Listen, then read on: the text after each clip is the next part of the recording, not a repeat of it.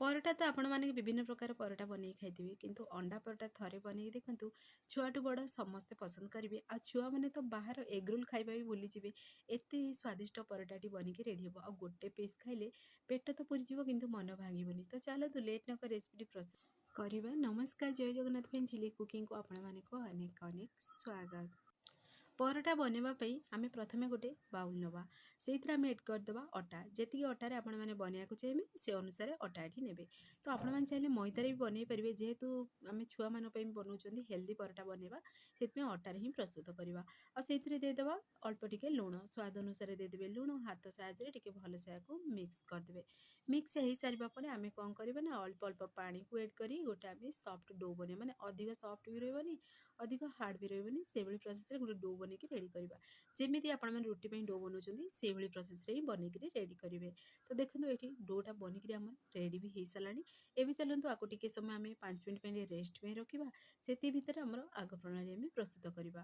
ଏଠି ଆମେ କଞ୍ଚା ଲଙ୍କା, ପିଆଜକୁ ଆଉ ପୁଣି ସେଥିରେ ଧନିଆ ପତ୍ରକୁ ପୁରାପୁରି ଛୋଟ ଛୋଟ ଚପ୍ କରି ମାନେ ଛୋଟ ଛୋଟ ପିସେସ୍ରେ କଟିଂ କରିଦେବା। କଟିଂ ହେଇସାରିବା ପରେ ତାକୁ ଆମେ ଏବେ ସାଇଡ଼୍ରେ ରଖିଦେବା। ତ ଦେଖନ୍ତୁ ଏଠି ଅଟାକୁ ଆମେ ରେଷ୍ଟ ପାଇଁ ରଖିଥିଲେ। ଏବେ ସେଇଥିରୁ ଆମେ କ'ଣ କରିବେ ନା ଅଳ୍ପ ଅଳ୍ପ ପୋଷଣ ଯେତିକି ବଡ଼ ସାଇଜ୍ରେ ଆପଣମାନେ ଏଠି ପରଟା ବନେଇବାକୁ ଚାହିଁବେ ସେ ଅନୁସାରେ ଏଠି ତାକୁ ବୋଲ୍ସ ବନେଇକି ରେଡ଼ି କରିଦେବେ। ତ ଏବେ କ'ଣ କରିବା, ସେଥିରୁ ଗୋଟେ ଗୋଟେ ଆମେ ଅଟାର ପୋଷଣ ନେବା, ତାକୁ ହାତ ସାହାଯ୍ୟରେ ଟିକେ ଗୋଲାକାର ବନେଇଦେବା ବା ଗୋଲାକାର ସେପ୍ ଦେଇଦେବା। ଦେଇସାରିବା ପରେ ଯେମିତି ଆପଣମାନେ ରୁଟି ପାଇଁ ବେଲୁଛନ୍ତି ସେଇଭଳି ପ୍ରୋସେସ୍ରେ ହିଁ ବେଲିକିରି ଆମେ ଏବେ ରେଡ଼ି କରିବା। ତ ଆପଣମାନେ ଫୁଲ୍ ଭିଡ଼ିଓକୁ ୱାଚ୍ କରିକି ବନାନ୍ତୁ, କେମିତି କ'ଣ ବନୁଛି ଜାଣିପାରିବେ। ଘରେ ପୁରା ଇଜିଲି ପ୍ରସ୍ତୁତ କରିପାରିବେ। 10 ମିନିଟ୍ରେ ଦେଖିବେ ବନେଇକିରି ଝଟପଟ ରେଡ଼ି କରିପାରିବେ।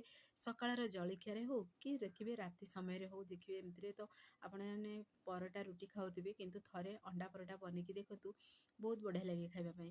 ତ ଏବେ କ'ଣ କରିବା, ରୁଟି ଭଳି ବେଲିଦେବା। ଏଇଭଳି ପ୍ରୋସେସ୍ରେ ବେଲିଦେବେ ଯେମିତିକି ଆପଣମାନେ ରୁଟି ପାଇଁ ବେଲୁଛନ୍ତି ସେଇଭଳି ସେମ୍ ପ୍ରୋସେସ୍ରେ ବନେଇବେ। ଅଧିକ ବହଳିଆ ନାହିଁ କି ପତଲା ନାହିଁ। ବେଲି ସାରିବା ପରେ ଆମେ କ'ଣ କରିବା, ସେଥିରେ ଏଡ୍ କରିଦେବା ଅଳ୍ପ ଟିକେ ଆମେ ତେଲ ଗ୍ରୀସ୍ କରିଦେବା। ତେଲ ବଦଳରେ ଆପଣମାନେ ଏଠି ବଟର୍ ଘିଅ ବି ଗ୍ରୀସ୍ କରିପାରିବେ। ଆଉ ଦେଖନ୍ତୁ ଦୁଇ ପଟ ସାଇଡ଼୍ ଯାକ ଏଇଭଳି ପ୍ରୋସେସ୍ରେ ଆମେ ଫୋଲ୍ଡ କରିଦେବା।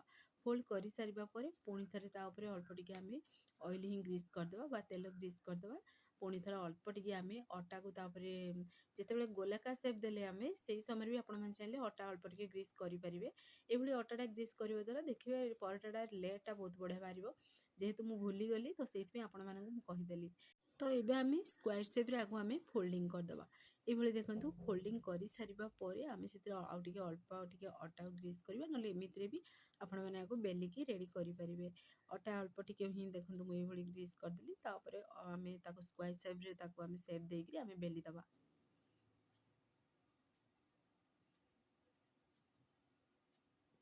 ତ ଦେଖନ୍ତୁ ଏଇଭଳି ପ୍ରୋସେସ୍ରେ ତାକୁ ବେଲୁଥିବେ। ଆଉ ଏଇ ବେଲିବା ସମୟରେ ବି ଦେଖିବେ ମାନେ ଅଧିକ ପତଲା ନାହିଁ କି ବହଳିଆ ନାହିଁ ପ୍ରୋସେସ୍ରେ ବେଲିବେ। ଅଧିକା ଯଦି ବହଳିଆ ହେଇଯିବ ତାହେଲେ ଦେଖିବେ ମାନେ ଏଠି ଅଣ୍ଡା ପରଟାଟା ଖାଇବାକୁ ଏତେ ଭଲ ଲାଗିବନି। ଆଉ ଦେଖିବେ ଅଧିକା ପତଲା ଯଦି ବନେଇବେ ତାହେଲେ ଲେୟର୍ ଗୁଡ଼ାକ ପରଫେକ୍ଟଲି ବାହାରିବନି। ସେଥିପ୍ରତି ଟିକେ ଧ୍ୟାନ ଦେବେ। ଆଉ ଦେଖନ୍ତୁ ଏଠି ମୁଁ ସ୍କ୍ୱାର ସେପ୍ରେ ବେଲି ଦେଲି। ବେଲି ସାରିବା ପରେ ଏବେ ଚାଲନ୍ତୁ ଆକୁ ଆମେ ବି ସାଇଡ଼୍ରେ ରଖିଦେବା। ଆଉ ଗୋଟେ ବି ସେମ୍ ପ୍ରୋସେସ୍ରେ ବନେଇକିରି ଏବେ ଆମେ ରେଡ଼ି କରିଦେବା। ପୁଣି ଥରେ ଆଉ ଗୋଟେ ସେଥିରୁ ମୁଁ ଏଠି ଆପଣମାନଙ୍କୁ ଆଉ ଗୋଟେ ବି ବନେଇକି ଦେଖେଇ ଦେଉଛି। ଦେଖନ୍ତୁ ଏଇଭଳି ପ୍ରୋସେସ୍ରେ ବି ଆପଣମାନେ ଯଦି ମାନେ ବେଲି ସାରିବା ପରେ କଟିଂ କରିକି ତାକୁ ଯଦି ଫୋଲ୍ଡ କରିବେ ତାହେଲେ ବି ଦେଖିବେ ମୁଁ ଦୁଇ ପ୍ରକାର ଆଜି ଆପଣମାନଙ୍କୁ ଦେଖେଇ ଦେଉଛି ଏଠି। ଏଭଳି କରିବା ଦ୍ୱାରା କ'ଣ ହେବ ନା ମାନେ କଟିଂ କରିଦେବେ ତ କେତେ ଗୁଡ଼ାକ ଲେୟର୍ ବାହାରିବ। ଯଦି ଅଧିକା ଲେୟର୍ ମାନେ ପରଟାରେ ଯଦି ବାହାର କରିବାକୁ ଚାହୁଁଛନ୍ତି ତାହେଲେ ଏଇ ପ୍ରୋସେସ୍ଟି ନିହାତି ଘରେ ଟ୍ରାଏ କରନ୍ତୁ। ତ ଦେଖନ୍ତୁ ଏଇଭଳି କଟିଂ କରିସାରିବା ପରେ ତାକୁ ଆମେ ବି ଫୋଲ୍ଡିଂ କରିଦେବା। ତ ଏବେ ଆମେ ପ୍ରଥମେ ତେଲ ଟିକେ ତା ଉପରେ ଲଗାଇଦେବା, ଅଟା ଟିକେ ଗ୍ରୀସ୍ କରିଦେବା, ପୁଣି ଥରେ ଆମେ ଫୋଲ୍ଡିଂ କରିବା। ତ ଆପଣମାନେ ଘରେ ଆକୁ ନିହାତି ଟ୍ରାଏ କରନ୍ତୁ ଫ୍ରେଣ୍ଡସ୍। ଆପଣମାନେ ଦେଖିବେ ଥରେ ବନେଇଲେ ସବୁବେଳେ ବନେଇ ଖାଇବା ପାଇଁ ପସନ୍ଦ କରିବେ। ଫ୍ରେଣ୍ଡସ୍ ଆପଣମାନେ ଯଦି ଏ ଭିଡ଼ିଓଟି ମୋର ପସନ୍ଦ ଆସିବ ସାଙ୍ଗମାନଙ୍କୁ ସେୟାର କରନ୍ତୁ, ଲାଇକ୍ କରନ୍ତୁ। ଚ୍ୟାନେଲ୍ ଯଦି ନୂଆ ଅଛନ୍ତି ଚ୍ୟାନେଲ୍କୁ ମୋର ସବସ୍କ୍ରାଇବ୍ କରିଦିଅନ୍ତୁ, ବେଲ୍ ଆଇକନ୍କୁ କ୍ଲିକ୍ କରିଦିଅନ୍ତୁ, ଯାହାଫଳରେ ମୋର ସବୁ ଭିଡ଼ିଓ ନୋଟିଫିକେସନ୍ ପ୍ରଥମେ ଆପଣମାନଙ୍କୁ ପହଞ୍ଚିବ। ମୁଁ ଏମିତି ଇଜି ଭିଡ଼ିଓ ନେଇ ଆସିବି, ଆପଣମାନେ ଦେଖିରି ଘରେ ଆକୁ ନିହାତି ଟ୍ରାଏ କରନ୍ତୁ। ଆଉ ଯଦି ଫେସବୁକ୍ ପେଜ୍ରେ ଦେଖୁଛନ୍ତି ତାହେଲେ ଫେସବୁକ୍ ପେଜ୍ ମୋର ଫଲୋ କରନ୍ତୁ। ଇନଷ୍ଟାଗ୍ରାମରେ ଦେଖୁଥିଲେ ଫଲୋ କରିବାକୁ ଜମାରୁ ଭୁଲନ୍ତୁନି। ତ ଦେଖନ୍ତୁ ମୁଁ କେତେ ସୁନ୍ଦର ପୁରା ଫୋଲ୍ଡିଂ କରିଦେଲି ଗୋଟେ ପରେ ଗୋଟେ। ସେଥିରେ ପୁରା ସେଟ୍ କରି ଫୋଲ୍ଡିଂଟା ଏଠି କରିବେ। ତ ବନେଇବାଟା ବହୁତ ଇଜି, ଆଉ ଦେଖିବେ ଝଟପଟ ବନେଇ ବି ରେଡ଼ି ହେଇଯିବ। ଆପଣମାନେ ସକାଳର ଜଳଖିଆରେ ଛୋଟ ଛୁଆମାନଙ୍କୁ ଯଦି ବନେଇକି ଦେବେ, ସବୁବେଳେ ଦେଖିବେ ସେମ୍ ପରଟା ଯଦି ଦେବେ ସେମାନେ ଖାଇବାକୁ ବୋର୍ ହେଇଯାଆନ୍ତି। କିଛି ଏମିତି ମାନେ ଚଟପଟା ଝଟପଟ ବନୁଥିବ, କ୍ରିସ୍ପି ବି ଥିବ ଆଉ ଟେଷ୍ଟି ବି ଥିବ, ଯଦି ବନେଇକି ଦେବେ ସେମାନେ ଦେଖିବେ ପସନ୍ଦ କରିବେ ଆଉ ପ୍ଲେଟ୍ ପୋଛିକିରି ଖାଇବେ। ଆଉ ଯଦି ସେମାନଙ୍କର ଟିଫିନ୍ ବକ୍ସରେ ଦେଉଛନ୍ତି ଆପଣମାନେ, ତାହେଲେ ଦେଖିବେ ଟିଫିନ୍ ବି ପୁରା ଫିନିଶ୍ କରି ଆସିବେ। ତ ଦେଖନ୍ତୁ ସେମ୍ ପ୍ରୋସେସ୍ରେ ଏଠି ମୁଁ ସବୁ ପରଟା ବନେଇକିରି ଏବେ ରେଡ଼ି କରିଦେଲି। ତ ଏବେ କ'ଣ କରିବା ନା, ଆମେ ନେବା ଏଠି ଗୋଟେ ବାଉଲ୍ ନେବା, ସେଇଥିରେ ଏଡ଼୍ କରିଦେବା ଅଣ୍ଡା। ଯେତିକି ଅଣ୍ଡାରେ ଆପଣମାନେ ବନେଇବାକୁ ଚାହିଁବେ ସେ ଅନୁସାରେ ଅଣ୍ଡା ନେବେ। ତ ଏଠି ଦେଖନ୍ତୁ ମୁଁ 2ଟି ଟୋଟାଲ୍ ଅଣ୍ଡା ନେଇଛି। କେବଳ ମୁଁ 3ଟି ପରଟା ଯେହେତୁ ବନେଇବି, ମୁଁ ସେଥିପାଇଁ 2ଟି ଏଠି ନେଇଛି। ଆଉ ବାକି ମୁଁ ପରେ ବନେଇବି ପରଟା, ମୁଁ ସେଇଥିପାଇଁ ରଖିଦେଲି। ଆପଣମାନଙ୍କୁ ଯେହେତୁ ସେୟାର କରିବାର ଅଛି ଭିଡ଼ିଓ, ତ ମୁଁ 3ଟି ପରଟା ବନେଇକି ଆପଣମାନଙ୍କୁ ଦେଖେଇଦେବି। ତ ଏବେ କ'ଣ କରିବେ ନା, 2ଟା ଦେଖନ୍ତୁ ଏଠି ମୁଁ ଡବଲ୍ କେଶର ବାଲା ନେଇଛି ଏଗ୍, ଆଉ ସେଇଥିରେ ଦେଇଦେବା ସ୍ୱାଦ ଅନୁସାରେ ଦେଇଦେବା ଲୁଣ। ଲୁଣକୁ ଏଡ଼୍ କରିସାରିବା ପରେ ଆମେ କଟିଂ କରି ରଖିଛନ୍ତି ଯେଉଁ ପିଆଜ, ପୁଣି ଧନିଆ ପତ୍ର, କଞ୍ଚା ଲଙ୍କା, ତାକୁ ଆମେ ସେଥିରେ ଏଡ଼୍ କରିଦେବା। ତ ଆପଣମାନେ ଚାହିଁଲେ ଏଠି ଛୋଟ ଛୋଟ ପିସେସ୍ରେ କଟିଂ କରି ଗାଜର ବି ଏଡ଼୍ କରିପାରିବେ, କ୍ୟାପ୍ସିକମ୍ ବି ଏହି ସମୟରେ ଏଡ଼୍ କରିପାରିବେ। ଆଉ ଅଳ୍ପ ଟିକେ ମୁଁ ସେଥିରେ ଗୋଲମରିଚ ପାଉଡ଼ର ଏଡ଼୍ କଲି, ଏଇଟା ପୁରାପୁରି ଅପସନାଲ୍ ଅଛି। ଏବେ ଆମେ ଭଲସେ ଟିକେ କଣ୍ଟା ଚାମଚ ସାହାଯ୍ୟରେ ମିକ୍ସ କରିଦେବା। ତ ଦେଖନ୍ତୁ ଏଇଭଳି ପ୍ରୋସେସ୍ରେ ଟିକେ ମିକ୍ସ କରିଦେବେ। ମିକ୍ସ ହେଇସାରିବା ପରେ ଏବେ ଚାଲନ୍ତୁ ଆକୁ ଆମେ ସାଇଡ଼୍ରେ ରଖିଦେବା, ଆଗ ପ୍ରଣାଳୀ ପ୍ରସ୍ତୁତ କରିବା। ତ ଏଇଠି ଆମେ ନେବା ଗୋଟେ ତାୱା ନେବା, ସେଥିରେ ଆମେ ତେଲକୁ ପ୍ରଥମେ ବ୍ରସ୍ ସାହାଯ୍ୟରେ ଟିକେ ଆମେ ତେଲ ତାୱାରେ ଲଗାଇଦେବା। ତାପରେ ଦେଖନ୍ତୁ ଗୋଟେ ଆମେ ସେଥିରେ ଏଡ଼୍ କରିଦେବା ପରଟାକୁ। ଏଡ଼୍ କରିକି ଗୋଟେ ସାଇଡ଼୍ ଟିକେ ଆମେ ସିଝିବାକୁ ଦେବା। ଗୋଟେ ସାଇଡ଼୍ ଟିକେ ସିଝି ସାରିବା ପରେ ଆମେ ତାକୁ ଓଲଟେଇ ଦେବା। ଓଲଟେଇ ଦେଇକିରି ଆଉ ଗୋଟେ ସାଇଡ଼୍ ଟିକେ ସିଝିବାକୁ ଦେବା। ତ ଦେଖନ୍ତୁ ପରଟାଟା ଦୁଇ ପଟ ସାଇଜ୍ ପୁରା ସିଝି ବି ଗଲାଣି। ଆଉ ଦେଖନ୍ତୁ ଆମେ ଯେହେତୁ ଫୋଲ୍ଡିଂ ସବୁ କରିଥିଲେ, କେତେ ଗୁଡ଼ା ଲେୟର୍ ବାହାରିଛି ଦେଖନ୍ତୁ। ଆଉ ପରଫେକ୍ଟ ଆପଣମାନେ ଫୁଲେଇବାକୁ ବି ପରଟାକୁ ପଡ଼ିବନି, ସେ ଅଟୋମେଟିକ୍ ପୁରା ଫୁଲିଯିବ ଆଉ କ୍ରିସ୍ପି ବି ରହିବ, ବହୁତ ବଢ଼ିଆ ଲାଗେ ଖାଇବା ପାଇଁ। ତ ଏଇ ତରିକାରେ ଆପଣମାନେ ଟ୍ରାଏ କରନ୍ତୁ। ତ ଦୁଇ ପଟ ସାଇଡ଼୍ ଯାକ ପୁରା ସିଝି ସାରିବା ପରେ ଦେଖନ୍ତୁ ଆମେ ଚାମଚ ସାହାଯ୍ୟରେ ଆମେ ସେଥିରେ ଏଇଭଳି ପ୍ରୋସେସ୍ରେ ଆମେ ଅଣ୍ଡା ଗୁଡ଼ାକ ତା ଉପରେ ଏଡ଼୍ କରିବା। ତ ଚାରିଆଡ଼େ ଦେଖନ୍ତୁ ଚାମଚ ସାହାଯ୍ୟରେ ଟିକେ ଆମେ ଯେମିତି ପୁରା ପରଟାରେ ଲାଗିବ ସେ ଉପରେ ଆମେ ଏଡ଼୍ କରିଦେବା ଅଣ୍ଡାକୁ। ଆଉ ଗୋଟେ ସାଇଡ଼୍ ଯେହେତୁ ଆମର ଦୁଇ ପଟ ସାଇଡ଼୍ ଏମିତିରେ ତ ସିଝି ଯାଇଛି, କେବଳ ଅଣ୍ଡାଟା ସିଝିବ, ସେଇଥିପାଇଁ ଟିକେ ଆମେ ଓଲଟେଇ ଦେବା। ଗୋଟେ ସାଇଡ଼୍ଟି ସିଝି ସାରିବା ପରେ ଆଉ ଗୋଟେ ସାଇଡ଼୍ ବି ସେମ୍ ପ୍ରୋସେସ୍ରେ ଏବେ ଆମେ ବନେଇକି ରେଡ଼ି କରିବା। ତ ଆପଣମାନେ ଫୁଲ୍ ଭିଡ଼ିଓକୁ ୱାଚ୍ କରିକି ବନାନ୍ତୁ, ଦେଖିବେ ବହୁତ ବଢ଼ିଆ ଲାଗେ ଖାଇବା ପାଇଁ।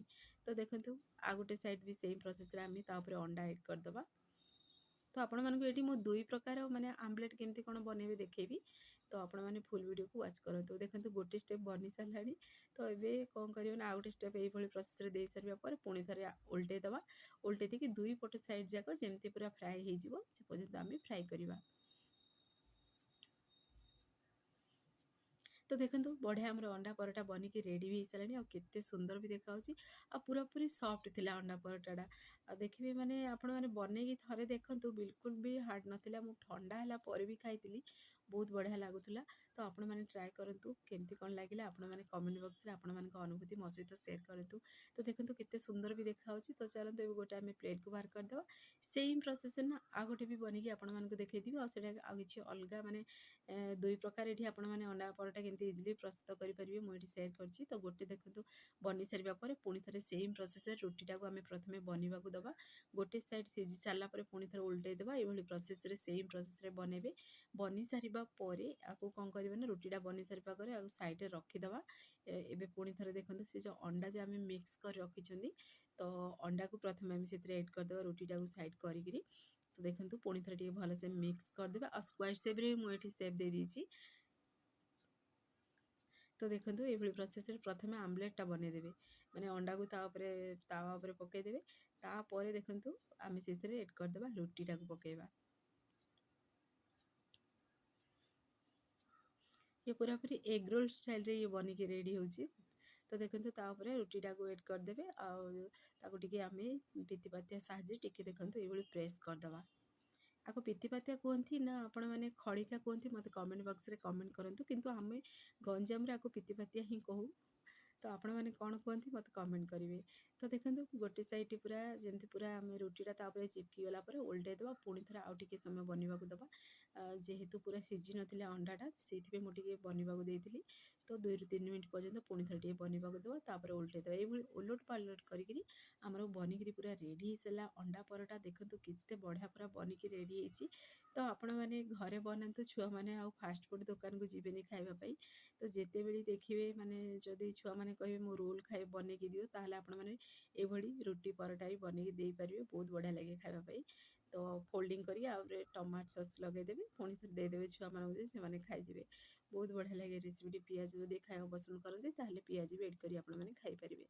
ତ ପୁଣି ଥରେ ଦେଖନ୍ତୁ ସେଇ ପ୍ରୋସେସ୍ରେ ହିଁ ବନେଇକି ରେଡ଼ି କରିବା।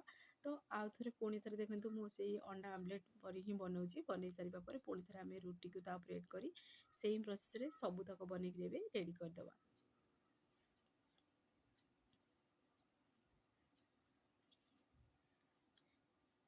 ତ ଦେଖନ୍ତୁ ପୁଣି ସେମ୍ ପ୍ରୋସେସ୍ରେ ଆମେ ତା ଉପରେ ରୁଟିକୁ ଏଡ଼୍ କରିଦେବା। ଏଇଭଳି ପ୍ରୋସେସ୍ରେ ବନେଇକିରି ଆମେ ରେଡ଼ି କରିବା। ଫ୍ରେଣ୍ଡସ୍, ଆପଣମାନେ ତ ଭିଡ଼ିଓ ତ ଦେଖୁଛନ୍ତି କିନ୍ତୁ କମେଣ୍ଟ କରୁନାହାନ୍ତି। ପ୍ଲିଜ୍ ଆପଣମାନେ କମେଣ୍ଟ କରନ୍ତୁ। ଆପଣମାନଙ୍କର ଗୋଟେ ଗୋଟେ କମେଣ୍ଟ ମୋର ମୋଟିଭେସନ୍କୁ ବଢ଼େଇଥାଏ। ମୋତେ ବି ଖୁସି ଲାଗେ ଆପଣମାନେ ମୋ ଭିଡ଼ିଓ ଦେଖୁଛନ୍ତି ଆଉ କମେଣ୍ଟ ବକ୍ସରେ ମୋତେ କମେଣ୍ଟ ବି କରୁଛନ୍ତି। ଆଉ କେଉଁ ଜିଲ୍ଲାରୁ ଦେଖୁଛନ୍ତି କମେଣ୍ଟ ମଧ୍ୟ ଜଣାନ୍ତୁ, ମୋତେ ବି ଖୁସି ଲାଗିବ ମୋ ଭିଡ଼ିଓ କେତେ ଦୂର ପର୍ଯ୍ୟନ୍ତ ପହଞ୍ଚୁଛି। ଆଉ ଦେଖନ୍ତୁ ଏଠି ଆମେ ଅଟାରେ ବନେଇଲେ କିନ୍ତୁ ଆପଣମାନେ ଦେଖିକି ଜାଣିପାରୁଥିବେ ମଇଦାରେ ବନେଇଲା ଭଳି ଦେଖାହେଉଛି। ବହୁତ ବଢ଼ିଆ ଲାଗୁଥିଲା, ଖାସ୍ତା ବି ଥିଲା ବା କ୍ରିପ୍ସି ବି ଲାଗୁଥିଲା। ତ ଫାଇନାଲି ଦେଖନ୍ତୁ ଆମର ଅଣ୍ଡା ଏଠି ଏ ପରଟା ବନିକି ରେଡ଼ି ବି ହେଇସାରିଛି। ଝଟପଟ ପୁରା 5 ରୁ 10 ମିନିଟ୍ରେ ଆମେ ବନେଇକି ରେଡ଼ି କରିଦେଲେ।